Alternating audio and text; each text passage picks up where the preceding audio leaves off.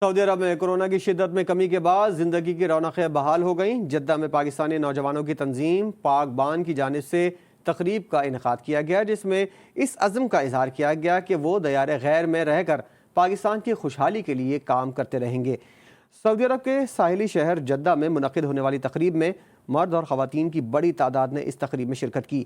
پاک بان کے صدر عمران صدیقی، میڈیا ڈائریکٹر ذکا اللہ محسن، میڈیا مینیجر ثنا بشیر، سید کاشف حسین اور سمیرہ عزیز نے شرکاء سے خطاب کیا۔ مقررین کا کہنا تھا کہ نوجوان نسل ملک کا اثاثہ ہے۔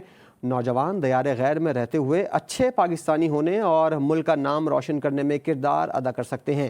تقریب میں نوجوانوں نے مزاح سے بھرپور خاکے بھی پیش کیے۔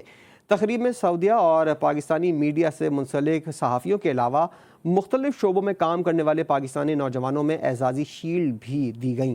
تقریب سے راحلہ انعام، ذیشان احسان، سہیل میر، عالیہ زار خان، بسمہ خٹک، ہانہ عارف، خالد محمود، نرجس بلال، نادیہ چودھری، بسام خالد نے اظہار خیال کیا۔